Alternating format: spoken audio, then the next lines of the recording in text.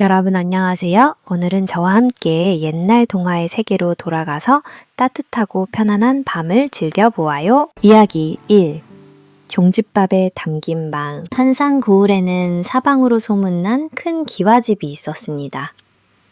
그 집의 주인은 이 판서라 불리는 노인이었고 그는 나라의 큰 벼슬에서 물러난 뒤 조용히 말년을 보내고 있었어요. 이 판서에게는 하나밖에 없는 아들이 있었으니 이름은 이정이라고 했습니다. 이정은 글도 무척 잘하고 인품도 고왔지만 사람 보는 눈이 좀 부족하다는 흠이 있었어요. 그래서 마을 처녀들이 줄줄이 혼사를 청하였지만 판서는 아무도 마음에 들어하지 않았죠. 한 집안의 며느리는 얼굴보다 속이 중요하다. 아버지, 그 속을 누가 한눈에 압니까? 진심이란 해봐야지. 진심이란 눈에 보이지는 않지만 행동 속에 숨겨져 있으니까. 는 드디어 결정을 했어요. 자신이 고른 며느리감 3사람에게 며느리 시험을 보게 하기로 한 것이었습니다. 그 소문은 삽시간에 퍼져나갔고 사람들 모두가 웅성거렸죠. 들었어? 이 판서댁에서 며느리를 고른다는데 시험을 친다지? 아이고, 시험이라니 무슨 과거 시험도 아니고. 첫째 며느리감은 양반댁 규수 심소였어요. 곱디고 온 얼굴에 소리도 없이 움직이는 걸음걸이를 가지고 있었죠. 둘째는 상인의 딸 백향으로 말솜씨가 좋아 듣는 사람마다 홀리는 재주가 있었고, 셋째는 이름 없는 시골 여인 연희였습니다. 연희가 사는 곳은 좁은 움막이었고 홀어머니를 모시며 배를 짜고 물을 길어 다니는 삶을 살고 있었어요. 그렇게 세 처녀에게 똑같은 저녁상을 차리게 하라는 명이 내려졌습니다. 그러곤 3사람에게 쌀 1줌, 반찬 재료 3가지, 물 1동이만 내주었죠. 이걸로 우리 집 저녁상을 차려보아라. 나는 밥을 통해 그대들의 속을 보겠소. 그러자 심소는 고운 손으로 밥을 지으며 속삭였습니다. 쌀은 정직한 것이니 깨끗이 씻고 윤이 날 때까지 손으로 고르게 닦아야지.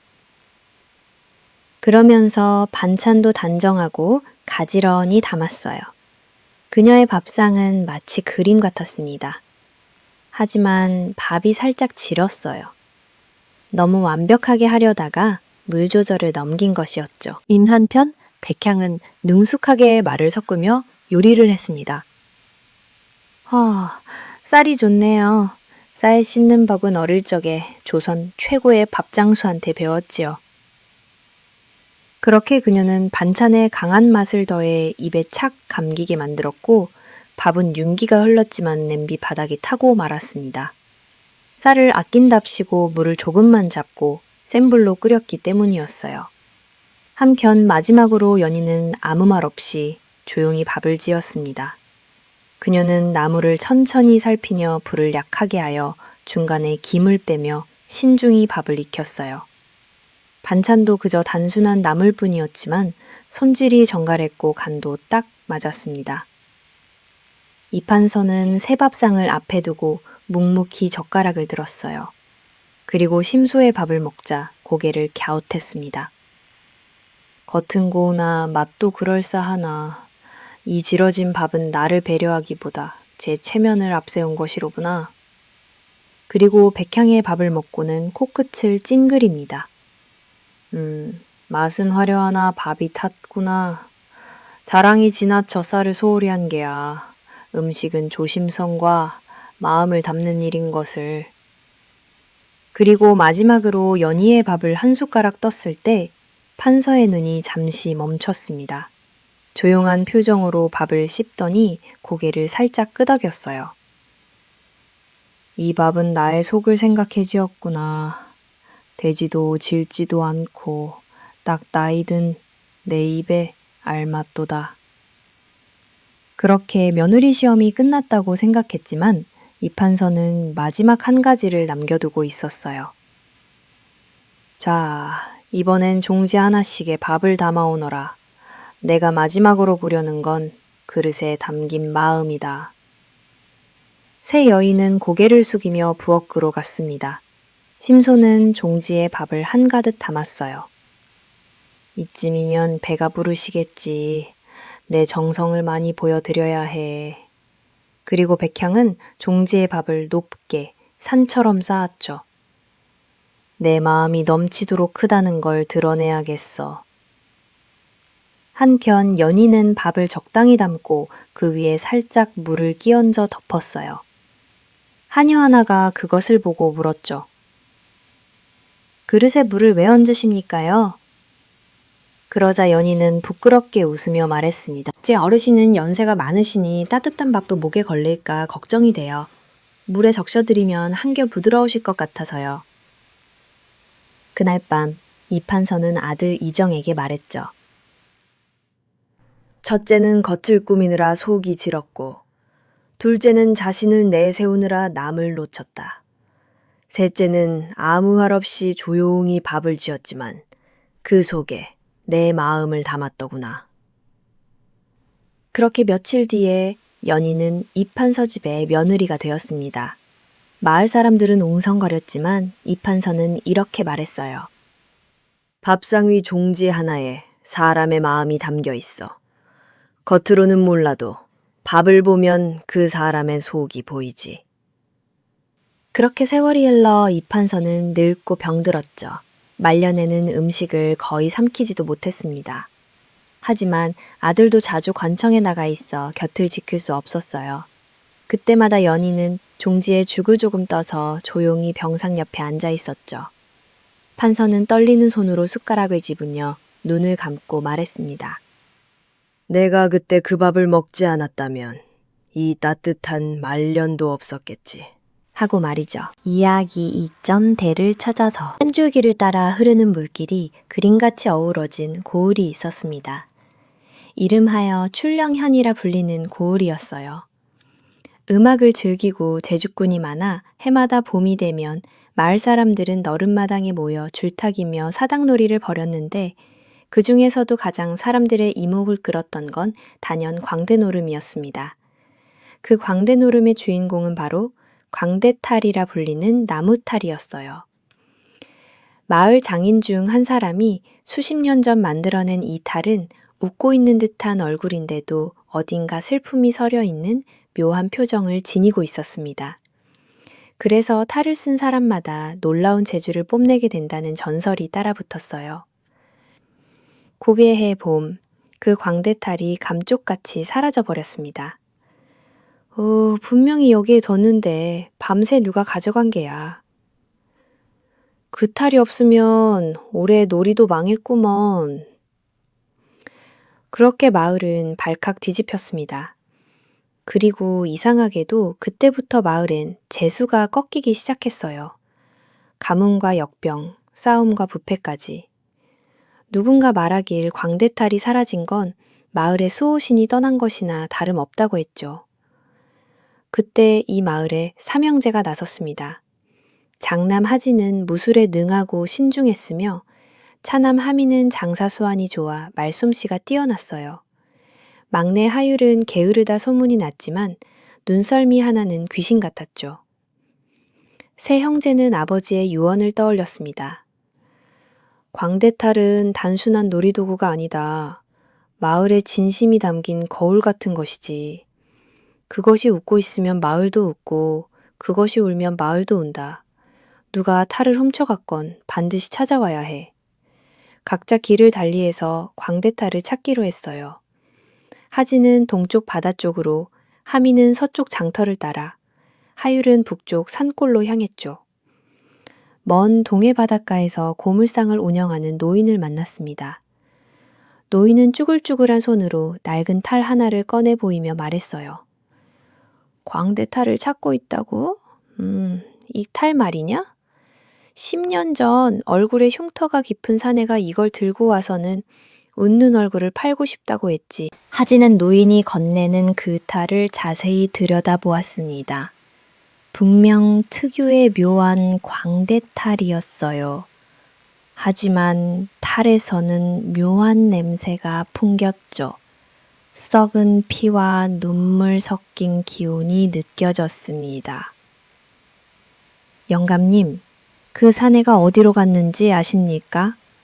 그러자 노인은 머리를 천천히 저으며 말했어요. 남쪽 더운 마을로 향했지. 그런데 그 사람 눈이 멀쩡하지 않았어. 왼쪽 눈엔 붉은 구멍만 남았었지.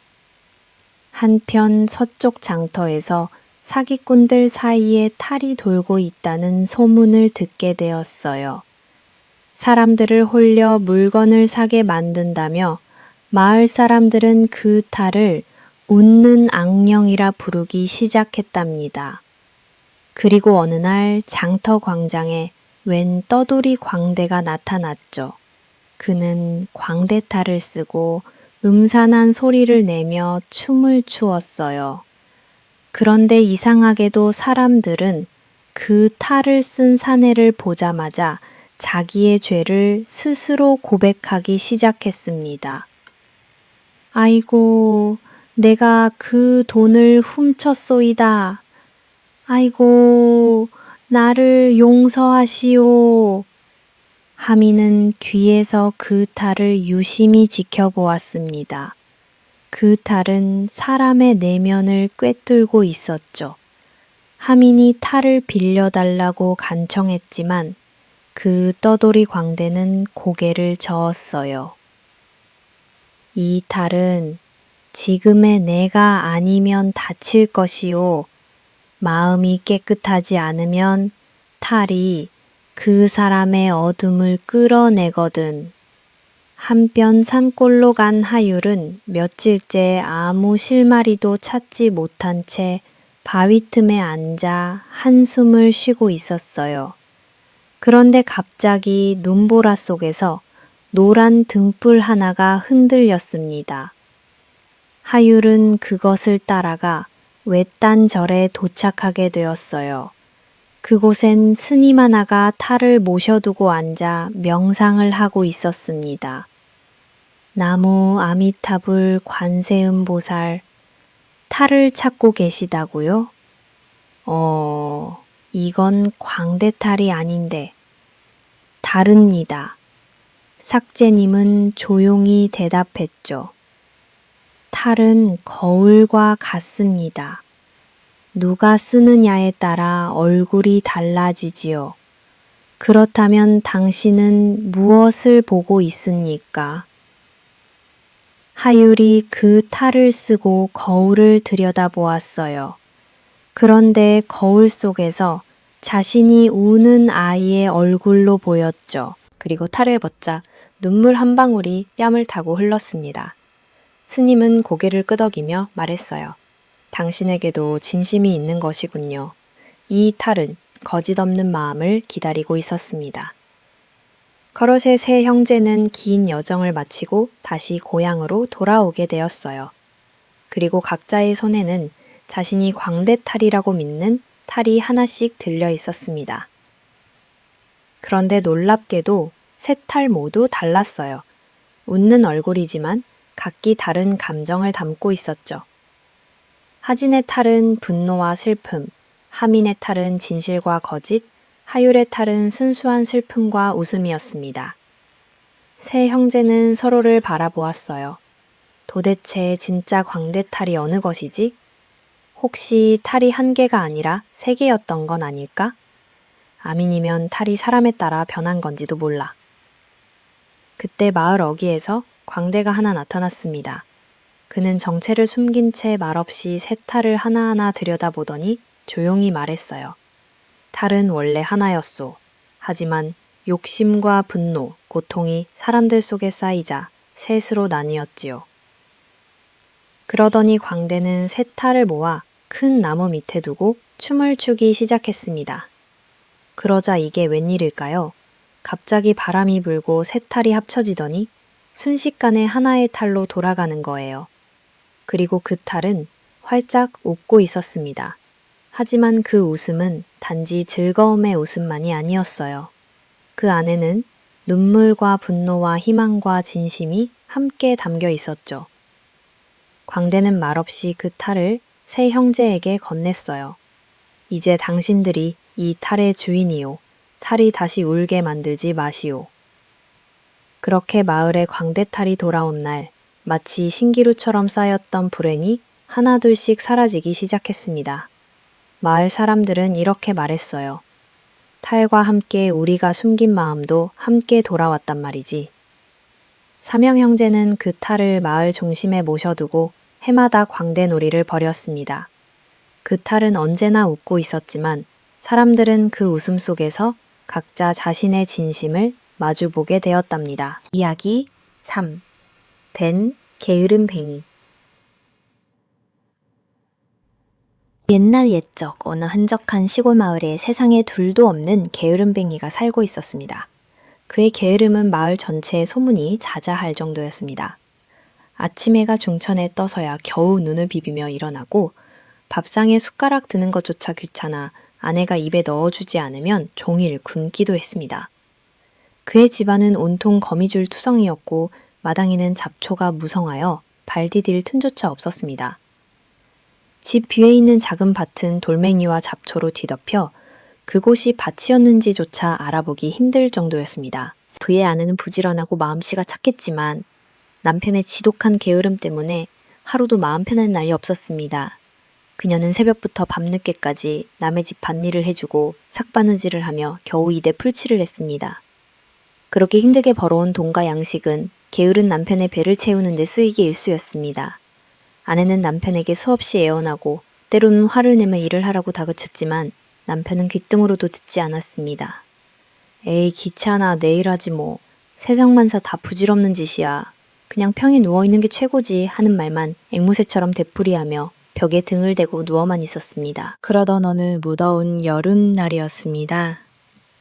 땀을 뻘뻘 흘리며 밭일을 하고 돌아온 아내는 마루에 대자로 뻗어 잠을 자고 있는 남편을 보자 울화가 치밀었습니다. 여보, 제발 일어나서 뭐라도 좀 하세요. 이러다 우리 다 굶어 죽겠어요. 아내의 절규에도 남편은 눈만 겨우 뜬 채 투덜거렸습니다. 아, 시끄러워. 사람이 잠 좀 자겠다는데 왜 이리 방해야. 밥이나 차려오시오. 바로 그 순간 누더기 옷을 입은 한 노승이 목탁을 두드리며 집 앞을 지나가고 있었습니다. 그는 게으름뱅이 부부의 대화를 듣고는 빙그레 미소를 지으며 안으로 들어왔습니다. 나무아미타불 관세음보살, 시주 좀 부탁드립니다. 아내는 가뜩이나 속이 상한데 스님까지 나타나자 귀찮다는데 손을 내저었지만 게으름뱅이는 자리에서 펄떡 일어났습니다. 그는 노승에게 엉뚱한 부탁을 했습니다. 스님, 저는 일하는 게 세상에서 제일 싫습니다. 혹시 일 안 하고도 평생 편히 먹고 놀 수 있는 방법이 있다면 알려주십시오. 그렇게만 해주신다면 뭐든지 하겠습니다. 노승은 게으름뱅이를 위아래로 훑어보더니 의미심장한 미소를 지으며 말했습니다. 방법이 하나 있긴 하네만 자네가 감당할 수 있을지 모르겠구나. 감당하고 말고요. 제발 그 방법을 알려주십시오. 게으름뱅이는 눈을 반짝이며 내달렸습니다. 노승은 품속에서 작은 소가죽 탈을 하나 꺼내 보였습니다. 이 탈을 쓰게나. 그리고 절대 뒤를 돌아보아서는 안 되네. 그러면 자네가 원하는 대로 편안한 삶을 살게 될 것이야. 게으름뱅이는 좋아서 입이 귀에 걸렸습니다. 그는 노승의 경고는 잊어버린 채 덥석 소가죽 탈을 받아 머리에 썼습니다. 그러자 정말 신기한 일이 벌어졌습니다. 그의 몸이 순식간에 우람한 황소로 변하기 시작한 것입니다. 틈은 굳고 네 발로 땅을 찢게 되었으며 입에서는 하는 소리가 터져 나왔습니다. 너무나 놀란 그는 자신도 모르게 뒤를 돌아보았습니다. 그 순간 소가죽 탈은 그의 얼굴에 완전히 달라붙어 떨어지지 않게 되었습니다. 그는 이제 영락없는 한 마리의 소가 되어버린 것입니다. 이 광경을 지켜보던 아내는 비명을 지르며 쓰러졌고 노승은 자네가 원하던 대로 되었네 소는 밭을 갈기만 하면 주인이 알아서 여물과 물을 주니 이보다 편한 삶이 어디 있겠는가. 나는 말을 남기고 호련히 사라졌습니다. 소가 된 게으름뱅이는 뒤늦게 후회하며 눈물을 흘렸지만 이미 늦은 일이었습니다. 말이 통하지 않으니 아내에게 자신의 억울함을 호소할 수도 없었습니다. 며칠 후 살길이 막막해진 아내는 결국 눈물을 머금고 남탄이었던 소를 우시장에 내다 팔았습니다.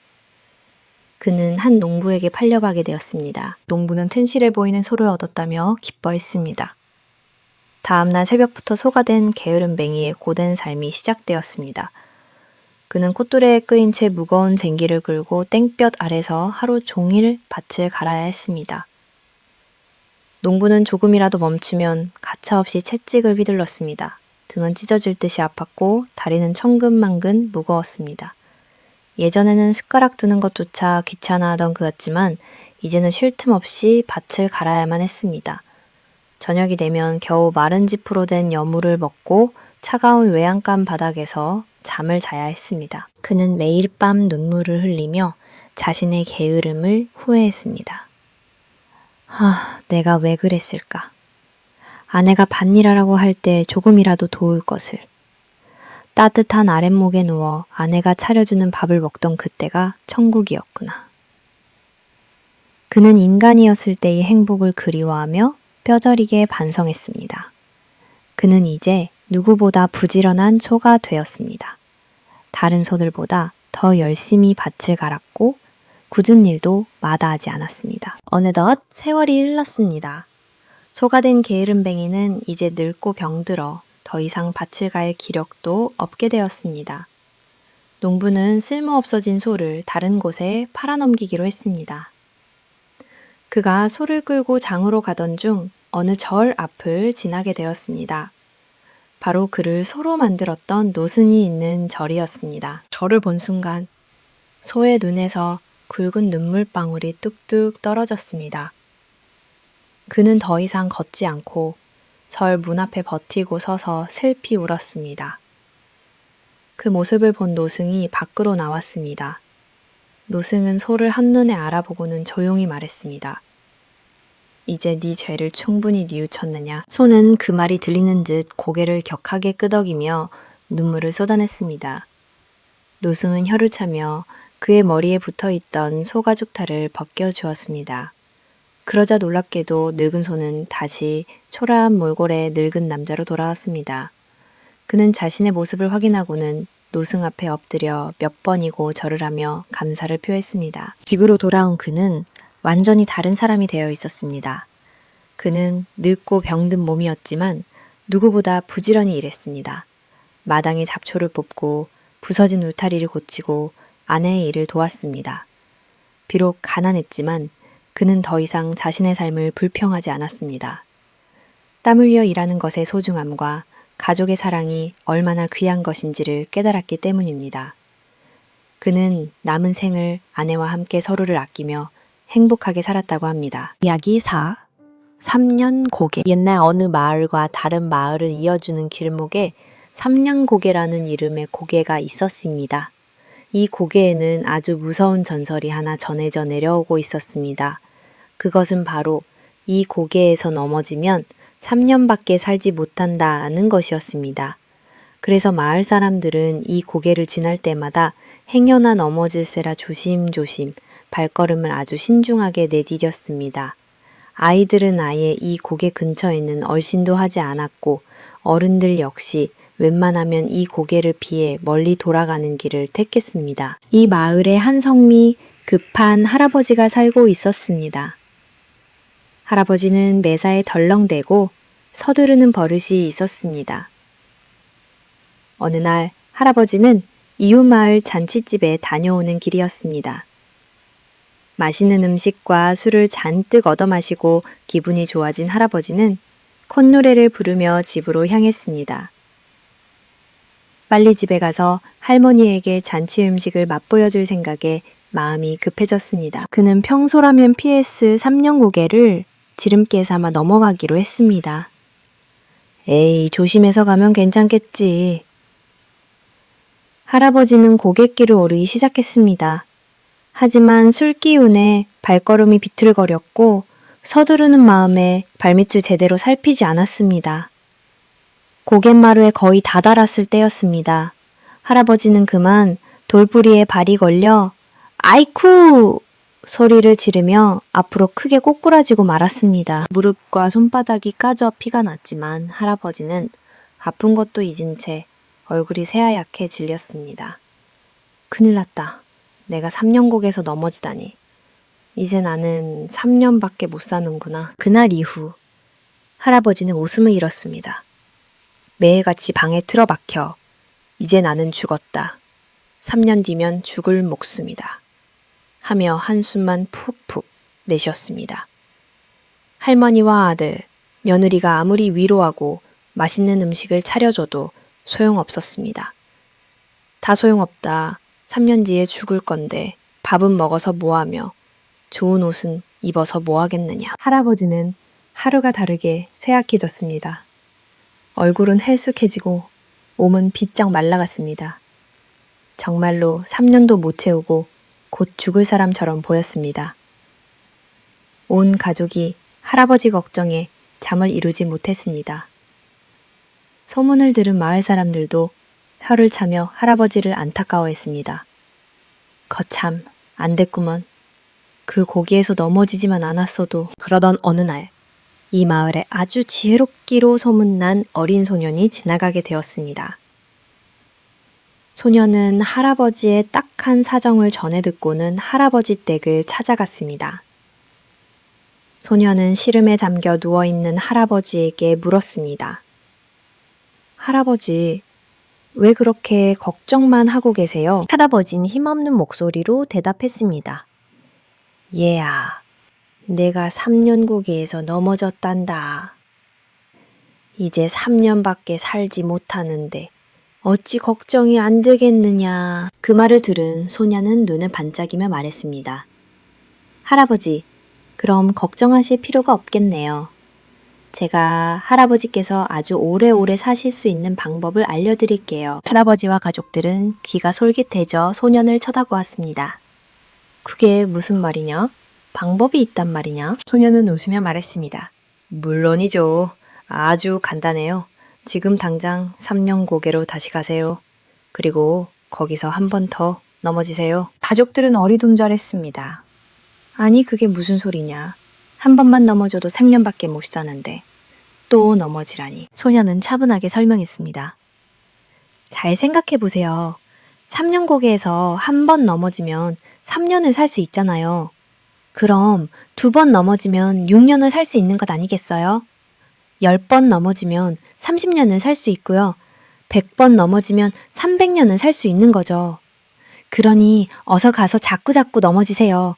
그러면 세상에서 가장 오래 사는 사람이 될 수 있을 거예요. 그 말을 듣는 순간 할아버지의 얼굴에 환한 빛이 돌았습니다. 아하, 그렇구나. 내가 왜 그 생각을 못했을까? 한 번 넘어지면 3년, 2번 넘어지면 6년이라. 할아버지는 자리에서 벌떡 일어났습니다. 그는 당장 3년 고개로 달려갔습니다. 그리고는 일부러 애구구 소리를 내며 대굴대굴 구르기 시작했습니다. 1번, 2번, 3번. 할아버지는 신이 나서 고개를 오르내리며 수십 번을 넘어졌습니다. 흑투성이가 되었지만 그의 얼굴에는 웃음꽃이 활짝 피었습니다. 그날 이후 할아버지는 병리 씻은 듯이 나았습니다. 마음이 있던 죽음의 공포가 사라지자 입맛도 돌아오고 기력도 되찾았습니다.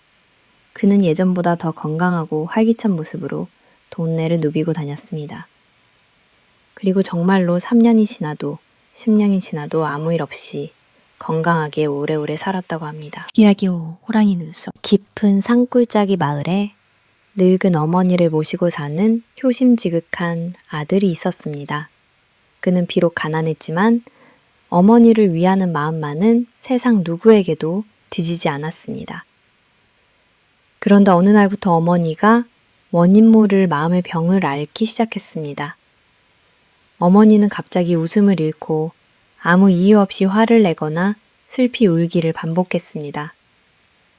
좋았던 기억은 모두 잊고 사소한 일에도 의심하고 남을 미워하는 마음만 가득해졌습니다.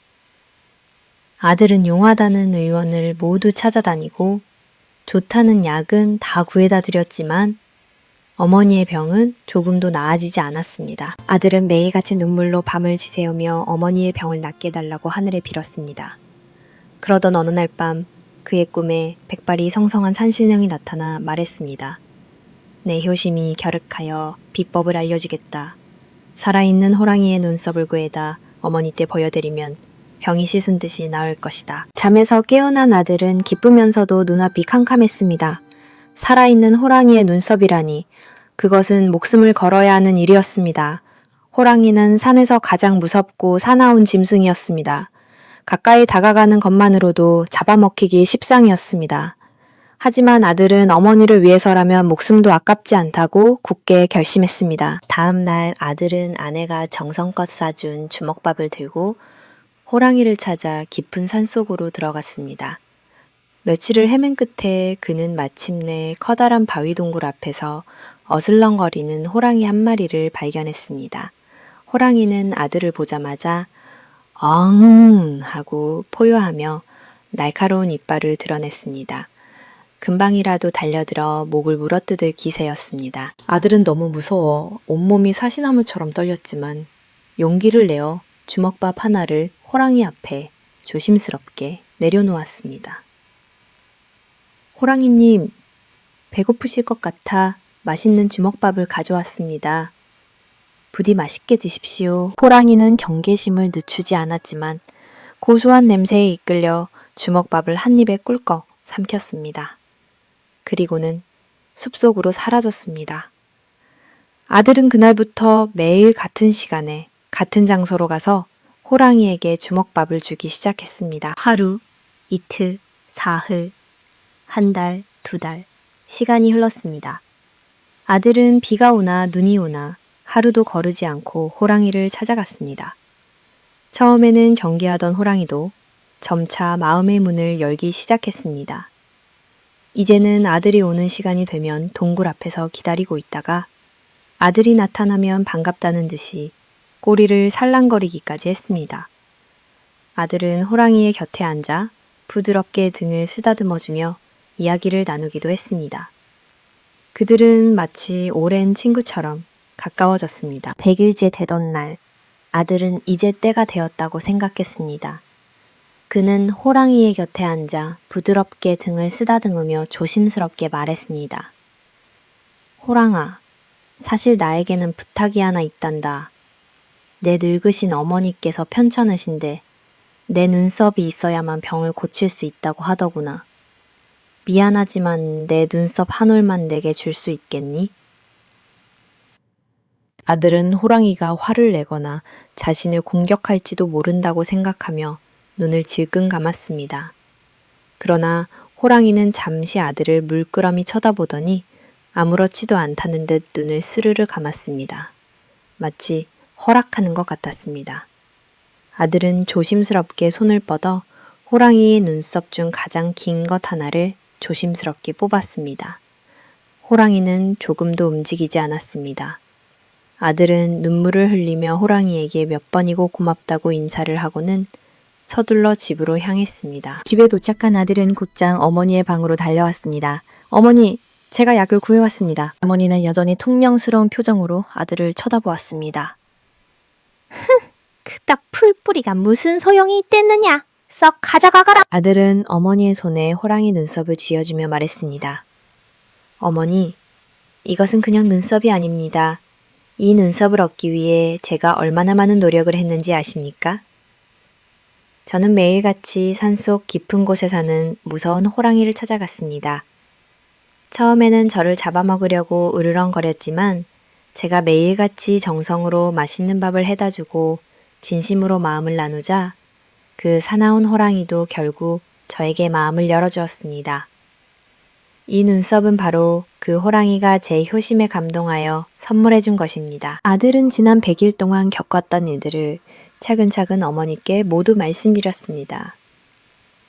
호랑이가 얼마나 무서웠는지, 하지만 진심이 통하자 얼마나 따뜻한 친구가 되었는지, 그 과정을 통해 무엇을 느꼈는지에 대해 상세히 이야기했습니다. 어머니는 아들의 이야기를 듣는 동안 아무 말 없이 호랑이 눈썹만 만지작거렸습니다. 아들의 이야기가 끝나자 어머니의 눈에서 굵은 눈물이 뚝뚝 떨어졌습니다. 오, 내 아들아, 네가 나 때문에 그런 무서운 고생을 했구나.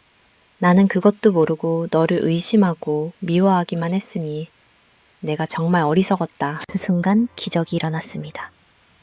어머니의 얼굴에서 어둡고 그늘졌던 기색이 사라지고 예전의 따뜻하고 인자한 미소가 돌아왔습니다. 어머니의 마음을 짓누르던 의심과 미움이 아들의 진심 어린 사랑과 정성을 통해 눈 녹듯이 사라진 것입니다. 사실 병을 고친 것은 호랑이 눈썹이라는 신비한 물건이 아니라 아들의 지극한 효심과 진심이었던 것입니다. 이야기 4. 바닷물이 짠 이유. 아주 먼 옛날 한 마을에 마음씨가 아주 다른 두 형제가 살고 있었습니다. 형은 욕심이 많고 심술구저 마을에서 제일 가는 부자였지만 동생은 마음씨가 착하고 정직했지만 찢어지게 가난했습니다. 동생은 끼니를 거르게 일수였고 섣달그음이 되어도 떡 하나 해먹을 쌀이 없었습니다. 그는 결국 아이들을 위해 형의 집을 찾아가 쌀을 좀 구워달라고 사정했습니다. 하지만 욕심쟁이 형은 동생을 문전박대했습니다. 이 게으름뱅이야. 일할 생각은 안 하고 얻어먹을 생각만 하는구나. 쌀 한 톨도 줄 수 없으니 썩 꺼져라. 동생은 서러운 마음에 눈물을 흘리며 발길을 돌렸습니다. 그가 힘없이 산길을 걷고 있을 때 백발의 한 노인이 나타나 그의 사정을 물었습니다. 동생의 딱한 이야기를 들은 노인은 맷돌 하나를 주며 말했습니다. 이 맷돌은 신비한 요술 맷돌일세. 맷돌을 왼쪽으로 돌리며 맷돌아 맷돌아 팡팡팡 나와라 하고 소원을 빌면 무엇이든 나오고 오른쪽으로 돌리며 맷돌아 맷돌아 멈추어라 하면 멈춘다네. 이것으로 쌀을 얻어 떡을 해 먹게나. 동생은 반신반의하며 맷돌을 가지고 집으로 돌아왔습니다. 그는 맷돌을 마루에 놓고 왼쪽으로 돌리며 조심스럽게 외쳤습니다. 맷돌아 맷돌아 쌀 나와라. 그러자 정말 신기하게도 맷돌 주둥이에서 하얀 쌀이 콸콸 쏟아져 나오기 시작했습니다. 순식간에 마당에는 쌀이 산더미처럼 쌓였습니다. 동생은 기뻐하며 소리쳤습니다. 맷돌아 맷돌아 멈춰라. 그러자 맷돌은 즉시 멈추었습니다. 동생네 가족은 그 쌀로 떡도 해먹고 밥도 지어 먹으며 행복한 섣달 금음을 보냈습니다. 그 후로 동생은 요술 맷돌 덕분에 큰 부자가 되었습니다. 하지만 그는 교만해지지 않고 예전처럼 착한 마음씨로 가난한 이웃들에게 쌀과 돈을 아낌없이 나누어주며 칭송을 받았습니다. 이 소문은 형의 귀에도 들어갔습니다. 형은 동생이 하루아침에 부자가 된 것을 시기하고 질투하여 견딜 수가 없었습니다. 그는 동생의 집으로 쳐들어가 맷돌의 비밀을 캐물었습니다. 착한 동생은 형에게 요술 맷돌의 비밀을 모두 털어놓았습니다. 그날 밤 형은 동생의 집에 몰래 숨어들어 요술 맷돌을 훔쳐 달아났습니다. 그는 이 맷돌만 있으면 세상 최고의 부자가 될 수 있다고 생각하며 기뻐했습니다. 그는 맷돌을 가지고 멀리 다른 나라로 가서 혼자 부귀영화를 누릴 계획을 세웠습니다. 형은 작은 배를 타고 바다로 나갔습니다. 배가 바다 한가운데에 이르자 그는 맷돌의 성능을 시험해 보고 싶어졌습니다. 무엇을 만들어낼까? 금은 보아? 아니야, 지금은 소금이 귀하니 소금을 만들어 팔면 큰 돈을 벌 수 있겠다. 그는 배 한가운데에 맷돌을 놓고 왼쪽으로 돌리며 외쳤습니다. 맷돌아! 맷돌아!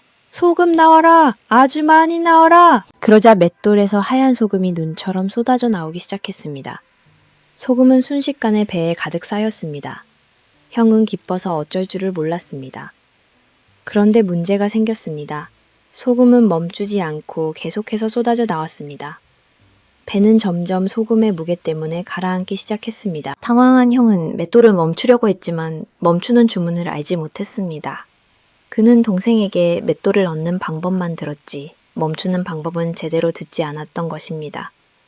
멈춰라! 그만! 멈추란 말이다!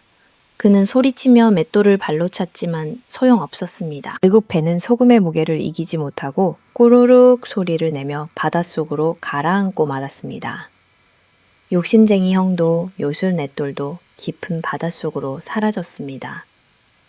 하지만 바닷속에 가라앉은 요술 맷돌은 멈추는 주문을 듣지 못했기 때문에 지금 이 순간에도 계속해서 소금을 만들어내고 있다고 합니다. 그래서 바닷물이 이렇게 짜게 되었다는 이야기입니다. 이야기 6 백일홍 설화 옛날 동해 바닷가 어느 마을에 늙은 어머니를 모시고 사는 용감하고 잘생긴 젊은 어부가 있었습니다. 그는 고기잡이 솜씨도 뛰어났지만 마음씨 또한 비단결 같아 마을 사람들의 칭찬이 자자했습니다. 그런데 이 평화로운 마을에는 한 가지 큰 걱정거리가 있었습니다. 그것은 바로 바다 깊은 곳에 사는 무시무시한 이무기 때문이었습니다. 이 이무기는 해마다 처녀를 제물로 바치지 않으면 거대한 풍랑을 일으켜 마을을 쏙대밭으로 만들고 어부들을 해쳤습니다. 올해도 어김없이 제물을 바쳐야 할 날이 다가왔습니다. 마을은 슬픔과 공포에 잠겼고 올해 제물로 꼽힌 어여쁜 처녀의 집에서는 곡소리가 끊이지 않았습니다. 이 소식을 들은 젊은 어부는 더 이상 이무기의 횡포를 지켜보고만 있을 수 없다고 결심했습니다. 그는 마을 사람들과 처녀의 부모님 앞에 나아가 맹세했습니다. 제가 저 흉악한 이무기를 물리치고 돌아오겠습니다.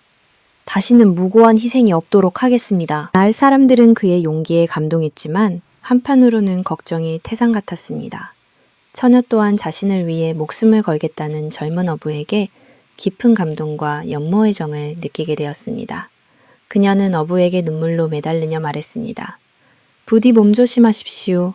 만약 당신이 잘못된다면 저도 살아갈 수 없을 것입니다. 어부와 처녀는 짧은 시간 안에 깊은 사랑에 빠졌습니다. 떠나기 전날 밤 어부는 처녀에게 굳은 약속을 했습니다. 나를 믿고 기다려 주시오. 나는 반드시 이무기를 물리치고 돌아올 것이오. 내가 성공하면 흰 깃발을 달고 만약 실패하면 붉은 깃발을 단 배가 돌아올 것이오. 100일 후에 저기 저 언덕 위에서 바다를 보시오. 100일이 되는 날 나는 반드시 돌아올 것이오. 다음 날 어부는 굳은 결의를 다지며 홀로 배를 타고 이무기가 산다는 먼 바다로 떠났습니다. 처녀는 그날부터 매일같이 언덕에 올라 어부가 떠난 바다를 바라보며 그의 무사귀환을 기도했습니다. 그녀의 기도는 하루도 빠짐없이 이어졌습니다. 한편 거친 파도를 헤치고 이무기의 소굴에 도착한 어부는 목숨을 건 사투를 벌였습니다. 이무기는 거대한 몸집으로 파도를 일으키고 불을 뿜으며 맹렬하게 공격해왔습니다. 어부는 지치지 않고 맞서 싸웠습니다. 며칠 밤낮으로 이어진 치열한 싸움 끝에 어부는 마침내 이무기의 목을 베는데 성공했습니다. 이무기를 물리친 어부는 기쁨에 넘쳐 서둘러 고향으로 향하는 뱃머리를 돌렸습니다. 그는 사랑하는 처녀와 재회할 생각에 가슴이 부풀었습니다. 그는 약속대로 배에 흰 깃발을 높이 매달았습니다. 그런데 이무기와 싸우는 동안 온몸에 입은 상처에서 흘러나온 피가 그만 흰 깃발을 붉게 물들이고 말았습니다. 어부는 너무 지쳐 있었기에 깃발이 붉게 변한 것을 미처 알아차리지 못했습니다. 드디어 약속한 100일째 되는 날, 처녀는 여느 때처럼 언덕에 올라 애타게 바다를 바라보고 있었습니다. 저 멀리 수평선에 작은 점 하나가 나타났고 그 점은 점점 커져 어부의 배라는 것을 알 수 있었습니다. 처녀는 기쁨에 넘쳐 손을 흔들었습니다. 그런데 배가 가까워질수록 그녀의 얼굴은 하얗게 굳어갔습니다. 돛대에는 약속했던 흰 깃발이 아니라 피처럼 붉은 깃발이 펄럭이고 있었기 때문입니다. 아, 서방님. 결국 돌아오지 못하셨군요. 처녀는 어부가 이무기와의 싸움에서 죽었다고 생각했습니다. 사랑하는 이를 잃은 슬픔과 절망에 빠진 그녀는 더 이상 살아갈 의미를 찾지 못했습니다. 그녀는 결국 서방님, 저도 따라가겠습니다. 라고 외치며 언덕 아래 차가운 바다로 몸을 던졌습니다. 얼마 후 배가 육지에 닿았습니다. 어부는 이무기를 물리쳤다고 외치며 사랑하는 처녀를 찾았지만 그녀는 어디에도 보이지 않았습니다.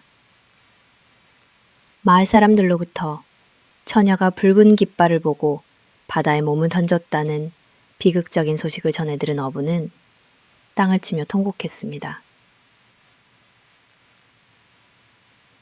자신의 작은 실수가 돌이킬 수 없는 비극을 낳은 것입니다. 그는 처녀의 시신이라도 찾으려 했지만 거친 파도는 아무것도 돌려주지 않았습니다. 어부는 슬픔을 이기지 못하고 처녀의 뒤를 따라 스스로 목숨을 끊었습니다. 그 후 처녀가 마지막까지 서 있던 그 언덕 위에 붉은 꽃이 피어나기 시작했습니다. 그 꽃은 처녀가 어부를 기다렸던 100일 동안 슬프도록 아름답게 피었다가 졌습니다. 사람들은 처녀의 넋이 꽃으로 피어났다고 믿었고 그 꽃을 백일홍이라 불렀다고 합니다. 이야기 6. 날개에 달린 아기 장수. 옛날 어느 가난한 농사꾼 부부에게 오랫동안 아이가 없었습니다. 부부는 매일같이 삼신할머니께 지극한 정성으로 아들 하나만 점지해달라고 빌었습니다. 그들의 정성이 하늘에 닿았는지 부인은 마침내 옥동자를 잉태하게 되었습니다.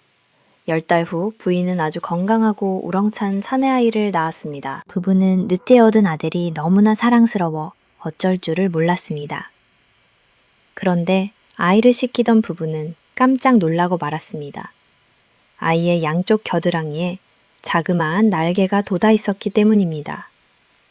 부부는 이것이 보통 일이 아님을 직감했습니다.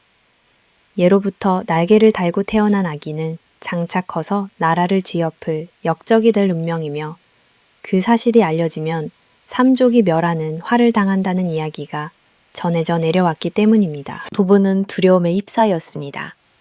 귀한 아들을 얻은 기쁨은 순식간에 공포로 변했습니다. 그들은 이 사실이 밖으로 새어나갈까봐 전전긍긍하며 아이를 꽁꽁 숨겨 키웠습니다. 아이는 무럭무럭 자라났습니다. 아이는 태어난 지 3달 만에 말을 하고 6달이 되자 걷기 시작했습니다. 돌이 되기도 전에 천자문을 줄줄 외웠고 힘은 어른 장정 여럿을 합친 것보다 셌습니다. 아이는 종종 자신의 날개를 펼치고 방안을 날아다니기도 했습니다. 부부는 아이의 비범한 재능을 보며 기뻐해야 할지 슬퍼해야 할지 알 수 없었습니다. 그들은 아이에게 신신당부했습니다. 아가, 너의 힘과 날개는 절대 남들에게 보여서는 안 된다. 만약 그 사실이 알려지면 우리 가족은 모두 죽게 된단다. 아이는 부모님의 걱정을 아는지 슬픈 눈으로 고개를 끄덕였습니다. 어느 날 아버지가 장에 간 사이 어머니가 혼자 밭일을 하고 있었습니다. 그때 조정에서 보낸 관리가 말을 타고 지나가다 밭 한가운데 있는 큰 바위 때문에 길이 막히자 짜증을 냈습니다. 어허, 어떤 놈이 길 한복판에 이런 바위를 두었는가? 당장 치우지 못할까? 어머니는 쩔쩔매며 말했습니다. 날이 저 바위는 어른 수십 명이 달려들어도 꿈쩍도 하지 않습니다. 저희 힘으로는 어쩔 수가 없습니다. 관리가 채찍을 휘두르며 호통을 치려는 순간 집에서 나온 아기 장수가 그 광경을 보게 되었습니다. 그는 어머니가 곤경에 처한 것을 보고는 망설임 없이 달려 나왔습니다. 그리고는 작은 두 손으로 거대한 바위를 번쩍 들어 저 멀리 산 너머로 휙 던져버렸습니다. 이 기가 막힌 광경을 본 관리와 마을 사람들은 입을 떡 벌리고 말았습니다. 관리는 두려움과 놀라움에 떨며 급히 말을 달려 관하로 돌아가 이 사실을 고했습니다. 임금은 날개 날린 아기 장수가 태어났다는 보고를 받고는 크게 놀랐습니다. 그 아이가 자라나면 반드시 왕위를 넘보고 나라에 큰 혼란을 가져올 것이다. 당장 군사를 보내 그 아이와 가족을 모두 잡아들이라. 이 소식이 부부의 귀에 들어왔습니다. 부부는 이제 모든 것이 끝났다고 생각하며 절만 있습니다. 그때 아기 장수가 부모님 앞에 무릎을 꿇고 말했습니다. 아버지, 어머니, 너무 걱정 마십시오. 저에게 새로 만든 옷과 칼, 그리고 말을 준비해 주십시오. 그리고 콩과 팥을 한 삼씩 볶아 주십시오. 제가 광군을 물리치겠습니다. 하지만 부부는 두려움에 이성을 잃고 말았습니다. 그들은 아들이 광군과 싸우다 죽거나 결국엔 역적으로 몰려 온 가족이 죽게 될 것이라고 생각했습니다. 그들은 비극적인 결심을 하고 말았습니다. 가문의 안위를 위해 그리고 아들이 역적으로 죽는 고통을 겪지 않게 하기 위해 자신들의 손으로 아들을 죽이기로 한 것입니다. 그날 밤 부부는 아들에게 마지막 밥상은 차려주고는 네가 잠든 사이에 광군이 들이닥칠지 모르니 혹시 모를 사태에 대비하자며 아이를 커다란 맷돌 2개 사이에 눕혔습니다. 그리고는 눈물을 머금고 아들의 가슴 위에 무거운 맷돌을 올려놓았습니다. 아가, 우리를 용서해라. 이것이 너와 우리 모두를 위한 길이니라. 아기 장수는 부모님의 뜻을 알아차렸지만 반항하지 않고 조용히 눈을 감았습니다. 아버지, 어머니, 약속한 새옷과 새말 그리고 볶음콩 대신 저에게 찐 콩이라도 주셨다면 저는 죽지 않았을 것입니다. 아기 장수가 숨을 거두는 순간 밖에서 우렁찬 말발굽 소리와 함께 장군님, 저희가 왔습니다. 하는 외침이 들려왔습니다. 아기 장수를 따르기로 맹세한 용마와 군사들이 그를 구하러 온 것이었습니다. 하지만 그들이 도착했을 때 아기 장수는 이미 싸늘한 주검이 되어 있었습니다. 용마는 주인을 잃은 슬픔에 구슬피 울부짖다가 근처 연못에 몸을 던져 죽고 말았습니다. 아기 장수가 죽자 나라를 구원한 영웅도 사라지고 말았습니다. 이후 나라는 외적의 침입으로 큰 어려움을 겪었고 백성들은 영웅을 알아보지 못하고 제 손으로 죽인 어리석은 부부를 원망하며 슬퍼했다고 합니다. 이야기 7. 황금 깃털을 가진 새. 옛날 어느 왕국에 늙은 왕이 살고 있었습니다. 왕은 오랫동안 이름 모를 병을 앓아 자리에 누워 있었습니다. 나라 안의 모든 명의와 약초를 동원했지만 왕의 병은 차도가 없었습니다. 왕국의 신하와 백성들의 걱정이 날로 깊어만 갔습니다. 그러던 어느 날 한 늙은 현자가 왕을 찾아와 말했습니다. 폐하의 병을 고칠 수 있는 유일한 방법은 세상 끝에 있는 생명의 나무에 사는 황금 깃털을 가진 새를 찾아 그 노랫소리를 듣는 것입니다. 그 새의 노래만이 폐하를 살릴 수 있습니다. 왕에게는 3명의 왕자가 있었습니다. 왕은 왕자들을 불러 모아 말했습니다. 누구든지 황금 깃털을 가진 새를 찾아오는 자에게 이 왕위를 물려주겠다. 첫째 왕자와 둘째 왕자는 욕심이 많고 교만했습니다. 그들은 왕위를 차지할 욕심에 앞다투어 길을 떠났습니다. 하지만 그들은 여행길에서 만난 어려움을 참지 못하고 길가에서 만난 가난한 노인의 조언을 무시했습니다. 결국 그들은 마녀의 숲에서 길을 잃거나 여관에서 노름과 유흥에 빠져 여행을 포기하고 말았습니다. 반면 막내 왕자는 마음씨가 곱고 용감했습니다. 그는 아버지의 병을 진심으로 걱정하며 황금 깃털을 가진 새를 찾아 험난한 여정을 떠났습니다. 막내 왕자는 여행길에서 다리가 부러진 여우를 만났습니다. 그는 자신의 식량을 나눠주고 정성껏 여우의 다리를 치료해 주었습니다. 사실 그 여우는 산신령이 변신한 것이었습니다. 여우는 막내 왕자의 착한 마음씨에 감동하여 그를 돕기로 했습니다. 왕자님, 당신의 착한 마음에 감동했습니다. 제가 생명의 나무로 가는 길을 안내해 드리겠습니다. 하지만 명심하십시오. 새를 잡을 때는 절대 화려한 황금 새장에 넣지 말고 제가 드리는 낡은 나무 새장에 넣어야 합니다. 만약 황금 새장에 넣으면 큰일이 날 것입니다. 여우의 안내로 막내 왕자는 마침내 세상의 끝에 있는 생명의 나무에 도착했습니다. 나무 위에는 정말로 눈부시게 빛나는 황금 깃털을 가진 새가 아름다운 노래를 부르고 있었습니다. 왕자는 그 노랫소리에 넋을 잃었습니다. 그는 새를 조심스럽게 잡아 여우가 준 나무 세 장에 넣으려 했습니다. 하지만 그 순간 옆에 놓인 눈부시게 아름다운 황금 세 장을 보고 마음이 흔들리고 말았습니다. 이렇게 아름다운 새를 저런 낡은 세 장에 넣을 수는 없지. 이 황금 세 장이 훨씬 더 어울려. 그가 새를 황금 세 장에 넣는 순간 새는 날카로운 비명을 지르며 경보를 울렸고 생명의 나무를 지키던 거인과 괴물들이 나타나 왕자를 붙잡았습니다. 거인들의 왕은 노하여 말했습니다.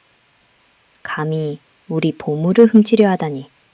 너를 죽여야 마땅하지만 한 가지 기회를 주겠다. 저 멀리 있는 마녀의 성에서 생명의 물이 솟아나는 샘을 찾아 그 물을 한 병 가져온다면 너를 용서하고 새도 주겠다. 막내 왕자는 절망했지만 여우가 다시 나타나 그를 도왔습니다. 여우의 지혜 덕분에 왕자는 여러 함정을 피해 마녀의 성에 도착했습니다. 여우는 다시 한번 경고했습니다. 샘물을 뜰 때는 절대 황금잔을 사용하지 말고 제가 드리는 낡은 가죽잔을 사용해야 합니다. 하지만 왕자는 또다시 마녀의 보물창고에 있는 화려한 황금잔의 유혹을 이기지 못했습니다. 그가 황금잔으로 샘물을 뜨는 순간 성 전체가 흔들리며 마녀가 나타나 그를 붙잡았습니다. 마녀는 왕자를 돌로 만들어버리려고 했습니다. 위기의 순간 여우가 나타나 마녀와 싸워 물리치고 왕자를 구했습니다. 두 번의 실수를 통해 자신의 어리석음을 깨달은 왕자는 여우에게 진심으로 사과했습니다. 여우는 그를 용서하고 마지막 임무를 주었습니다. 그것은 바로 이웃나라의 하늘을 나는 말을 구해오는 것이었습니다. 이번에야말로 왕자는 여우의 충고를 따라 화려한 황금 안장 대신 낡은 가죽 안장을 사용하여 말을 무사히 구해냈습니다. 왕자는 하늘을 나는 말을 타고 마녀의 성으로 돌아가 생명의 물을 얻었고 거인의 성으로 가 황금 깃털을 가진 새를 얻는 데 성공했습니다. 모든 임무를 완수한 왕자는 여우에게 깊은 감사를 표했습니다. 여우는 그에게 마지막 부탁을 했습니다. 왕자님, 이제 당신이 저를 도와주실 차례입니다.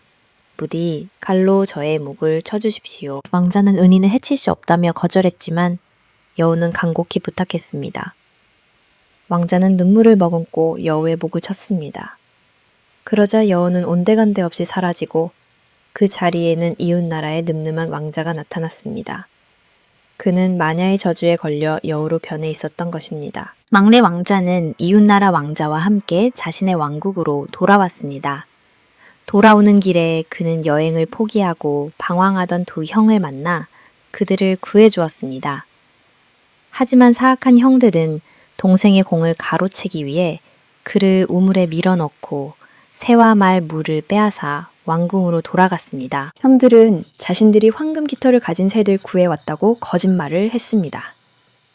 하지만 새는 노래를 부르지 않았고 말은 움직이지 않았으며 생명의 물은 효험이 없었습니다. 한편 우물에 빠진 막내 왕자는 다시 한번 여우였던 친구 왕자의 도움으로 목숨을 구했습니다. 그는 초라한 행색으로 왕궁에 도착했습니다. 그가 나타나자 황금 깃털을 가진 새는 아름다운 노래를 부르기 시작했고 하늘을 나는 말은 그를 향해 달려왔습니다. 그제야 모든 진실이 밝혀졌습니다. 늙은 왕은 새의 노랫소리를 듣고 경이 씻은 듯이 나왔습니다. 왕은 사악한 두 형을 내쫓고 정직하고 용감한 막내 왕자에게 왕위를 물려주었습니다. 막내 왕자는 현명하고 자비로운 왕이 되어 오랫동안 나라를 평화롭게 다스렸다고 합니다. 이야기 8. 저승에 다녀온 효자. 옛날 어느 마을에 홀어머니를 극진히 모시는 효자가 살고 있었습니다. 그는 비록 가난했지만 어머니를 위해서라면 어떤 힘든 일도 마다하지 않았습니다. 그런데 어느 날 어머니가 갑자기 위독한 병에 걸려 자리에 눕게 되었습니다. 효자는 백방으로 약을 구하러 다녔지만 어머니의 병세는 날이 갈수록 악화되었습니다. 효자는 어머니의 임종이 가까워졌음을 직감하고 슬픔에 잠겼습니다. 그는 마지막으로 어머니가 평소에 드시고 싶어 하던 산딸기를 구해다 드리기로 결심했습니다. 하지만 때는 엄동설한 눈 덮인 겨울이라 산딸기를 구하는 것은 불가능에 가까운 일이었습니다. 그럼에도 효자는 지푸라기라도 잡는 심정으로 깊은 산속으로 들어갔습니다. 며칠을 헤매던 그는 지쳐 쓰러졌고 그만 정신을 잃고 말았습니다. 그가 다시 눈을 떴을 때 그는 낯선 곳에 와 있었습니다. 주인은 온통 안개로 자욱했고 수많은 사람들이 줄을 지어 어디론가 걷고 있었습니다. 바로 저승으로 가는 길이었습니다. 효자는 자신이 죽었다는 사실을 깨닫고 절망했습니다. 아, 어머니께 산딸기도 드리지 못하고 이렇게 죽는구나. 그때 저승사자 2명이 나타나 그의 이름을 불렀습니다. 너는 이 아무개냐? 너의 수명은 아직 다하지 않았는데 어찌하여 이곳에 왔느냐? 알고 보니 저승사자들이 동명이인이었던 다른 마을에 이 아무개를 데려와야 하는데 실수로 효자를 데려온 것이었습니다. 저승의 왕인 염라대왕은 명부를 확인하고는 실수를 인정했습니다. 큰 실수를 저질렀구나. 이자는 세상에서 둘도 없는 효자라 아직 살 날이 많이 남았거늘 당장 이승으로 돌려보내라. 이승으로 돌아가기 전 효자는 염라대왕 앞에 엎드려 간청했습니다. 대왕님, 부디 소원 하나만 들어주십시오. 저의 어머니께서 위독하신데 어머니의 남은 수명을 알 수 있겠습니까? 염라대왕은 그의 효심에 감동하여 명부를 살펴보더니 고개를 저었습니다. 안타깝게도 너의 어머니는 오늘 밤 자시 수명이 다하는 것으로 되어 있구나. 효자는 하늘이 무너지는 듯한 슬픔에 오열했습니다. 그는 자신의 목숨에 대신 바쳐서라도 어머니를 살리고 싶었습니다. 염라대왕은 그의 효심을 가장히 여겨 한 가지 방법을 알려주었습니다. 방법이 없는 것은 아니다. 저기 저승 창고에 가면 수많은 양초들이 타고 있을 것이다. 각 양초는 사람의 신명을 나타내는데 거의 다 타서 꺼져가는 것이 바로 네 어머니의 초다. 만약 네가 그 초를 다른 긴 초와 바꿀 수 있다면 어머니의 수명을 늘릴 수도 있을 것이다. 하지만 명심해라. 창고지기는 그 누구의 부탁도 들어주지 않는 냉정한 자이니 그를 설득하는 것은 오롯이 너의 몫이다. 효자는 희망을 품고 저승 창고로 달려갔습니다. 창고 안에는 수만 개의 촛불이 일렁이고 있었습니다. 그는 수많은 촛불 속에서 간신히 거의 다 타서 금방이라도 꺼질 듯한 어머니의 초를 찾아냈습니다. 그는 창고지기에게 다가가 무릎을 꿇고 눈물로 애원했습니다. 제발 저의 어머니를 살려주십시오. 이 초를 저기 저 긴 초와 바꾸게 해주십시오. 어떤 대가라도 치르겠습니다. 하지만 창고지기는 눈 하나 깜짝하지 않고 냉정하게 말했습니다. 안 된다. 이것은 하늘의 뜻이다. 인간의 생사는 누구도 거스를 수 없다. 효자는 절망하지 않고 자신이 가진 것 중 가장 귀한 것을 바치기로 했습니다. 그것은 바로 어머니를 향한 자신의 진심이었습니다. 그는 창고지기 앞에서 어머니와의 소중했던 추억, 어머니의 따뜻한 사랑, 그리고 자신이 어머니를 얼마나 사랑하고 존경하는지를 밤새도록 이야기했습니다. 그의 이야기에는 조금의 거짓이나 꾸민도 없었습니다. 오직 어머니를 살리고 싶은 간절한 마음뿐이었습니다. 효자의 진심 어린 이야기에 얼음장처럼 차갑던 창고지기의 마음이 조금씩 움직이기 시작했습니다. 그는 수천 년 동안 저승 창고를 지키며 수많은 사람들의 사연을 들어왔지만 이토록 지극한 효심은 처음 보았던 것입니다. 동이틀 무렵 창고지기는 마침내 깊은 한숨을 내쉬며 입을 열었습니다. 내 효심이 하늘을 감동시켰다. 단 한 번뿐이다. 창고지기는 눈을 감아주었고 효자는 재빨리 어머니의 짧은 초를 아주 긴 새 초와 바꾸었습니다. 그리고는 창고지기에게 100번 절을 하고 이승으로 돌아왔습니다. 효자가 정신을 차려보니 그는 여전히 눈 덮인 산쪽에 쓰러져 있었습니다. 그런데 그의 품에는 탐스러운 산딸기가 한가득 담긴 바구니가 놓여 있었습니다. 부자는 꿈만 같은 일에 감사하며 서둘러 집으로 달려갔습니다.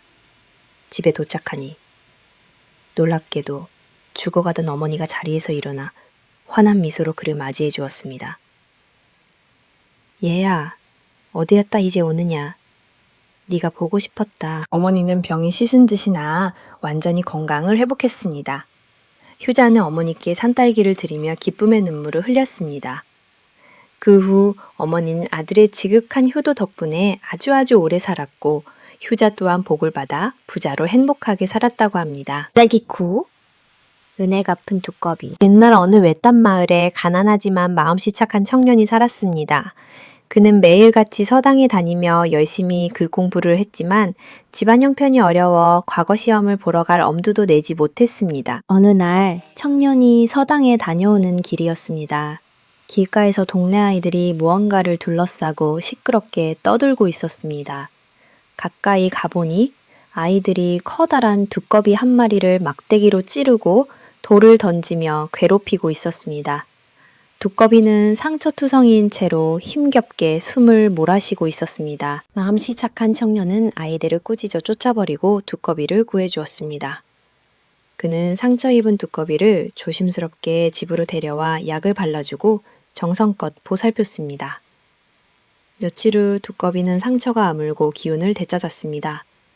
청년이 두꺼비를 원래 있던 곳에 놓아주자 두꺼비는 고맙다는 듯이 청년을 향해 3번 고개를 숙이고는 풀숲으로 사라졌습니다. 일이 있은 후 얼마 지나지 않아 청년은 우연히 마을 부잣집 딸의 목숨을 구해주는 일이 생겼습니다. 부자는 청년의 의로운 행동에 감탄하여 그를 사이로 삼고 싶어 했습니다. 하지만 부잣집에는 오래전부터 전해 내려오는 불길한 전설이 있었습니다. 그것은 바로 딸이 혼례를 치르는 날 밤 신랑이 정체모를 괴물에게 목숨을 잃는다는 것이었습니다. 이미 2명의 젊은이가 딸과 혼례를 올리려다 첫날 밤에 의문의 죽음을 당했습니다. 청년은 부잣집 딸의 아름다움과 착한 마음씨에 반했지만 목숨을 잃을지도 모른다는 생각에 두려웠습니다. 하지만 그는 사란을 위해 용기를 내기로 결심하고 혼례를 올리기로 했습니다. 드디어 혼례 날이 되었습니다. 청년은 아름다운 신부와 100년 가약을 맺었지만 마음 한구석은 불안감으로 가득했습니다. 첫날 밤 신방에 신부와 단둘이 남게 되자 청년은 촛불 아래에서 잠들지 않고 괴물이 나타나기를 기다렸습니다. 자정이 넘자 정말로 천장에서 스르르 소리가 나며 거대한 지네 한 마리가 내려오기 시작했습니다. 그 지네는 사람의 팔뚝만큼 굵고 온몸에 붉은 털이 나 있어 보기만 해도 소름이 끼쳤습니다. 바로 신랑들을 죽인 범인이었던 것입니다. 청년은 칼을 뽑아 들었지만 거대한 지네의 기세에 눌려 옴짝달싹할 수 없었습니다. 지네가 날카로운 독리를 드러내며 청년에게 달려드는 순간이었습니다. 갑자기 방문이 활짝 열리더니 예전에 청년이 구해줬던 그 두꺼비가 뛰어들어왔습니다. 두꺼비는 몸집이 몇 배나 커져 있었고 등에서는 붉은 액체가 뿜어져 나오고 있었습니다. 두꺼비는 망설임 없이 지네에게 달려들어 치열한 싸움을 벌이기 시작했습니다. 지네는 두꺼비를 휘감고 독리로 물어뜯었고 두꺼비는 지네를 물고 독액을 뿜어냈습니다. 방 안은 온통 비릿한 냄새로 가득 찼고 두 짐승의 처절한 싸움은 밤새도록 계속되었습니다. 날이 밝아올 무렵 마침내 싸움이 끝났습니다. 거대한 지네는 두꺼비의 독에 온몸이 녹아내려 죽어 있었고 두꺼비 역시 지네의 독 때문에 온몸이 검게 변한 채 숨을 거두었습니다. 두꺼비는 자신의 목숨을 바쳐 은인인 청년의 목숨을 구한 것입니다. 이 광경을 모두 지켜본 청년과 신부는 두꺼비의 희생에 눈물을 흘렸습니다. 청년은 두꺼비의 시신을 양지 바른 곳에 묻어주고 정성껏 제사를 지내주었습니다. 그 후 청년은 신부와 함께 아무런 문제 없이 오래오래 행복하게 살았으며 과거에도 급제하여 높은 벼슬에 올라 많은 사람들을 도왔다고 합니다. 그리고 그는 평생 동안 두꺼비의 은혜를 잊지 않고 모든 생명을 소중히 여기며 살았다고 전해집니다. 이야기 10. 하늘을 나는 가마. 옛날 어느 산골 마을에 마음씨 착한 총각이 살고 있었습니다. 그는 늙은 어머니를 모시고 가난하게 살았지만 효심이 지극하고 성실하여 마을 사람들의 칭찬을 받았습니다. 어느 날 총각은 산에서 나무를 하다가 길을 잃고 헤매게 되었습니다. 날은 저물고 숲은 으슥해져 두려움에 떨고 있을 때 저 멀리서 희미한 불빛이 보였습니다. 불빛을 따라가 보니 크고 낡은 기와 집이 한 채 있었습니다. 총각은 용기를 내어 문을 두드렸습니다. 안에서는 아무 대답이 없었습니다. 총각이 조심스럽게 문을 열고 들어가 보니 집 안은 텅 비어 있고 먼지만 자욱했습니다. 그런데 안방에 이르자 아름다운 처녀가 홀로 앉아 슬피 울고 있었습니다. 총각이 자초지종을 묻자 처녀는 눈물을 닦으며 말했습니다. 저는 이 집 주인의 딸입니다. 오늘 밤 저를 잡아먹기 위해 무서운 이무기가 찾아올 것입니다. 아무도 저를 도와줄 사람이 없어 이렇게 죽을 날만 기다리고 있습니다. 마음씨 착한 총각은 불쌍한 처녀를 외면할 수 없었습니다. 그는 자신이 처녀를 지켜주겠다고 결심했습니다. 그는 처녀를 벽장 속에 숨기고 자신은 방 한가운데 앉아 이무기를 기다렸습니다. 자정이 되자 집이 흔들릴 정도로 거대한 이무기가 나타났습니다. 이무기는 총각을 보고 비웃으며 말했습니다. 네 놈이 제 발로 죽으러 왔구나. 오늘 밤은 너와 저 계집을 함께 잡아먹어야겠다. 총각은 조금도 두려워하지 않고 이무기에게 맞섰습니다. 그는 나무를 하며 단련된 힘과 지혜로 이무기를 상대했습니다. 그는 이무기의 약점이 꼬리라는 것을 간파하고 날카로운 도끼로 이무기의 꼬리를 힘껏 내리쳤습니다. 치명상을 입은 이무기는 고통스러운 비명을 지르며 도망쳤습니다. 목숨을 구한 처녀는 총각에게 깊이 감사하며 자신의 정체를 밝혔습니다. 사실 그녀는 평범한 사람이 아니라 하늘나라 선녀였는데 죄를 짓고 땅으로 기양와 이무기에게 괴롭힘을 당하고 있었던 것입니다.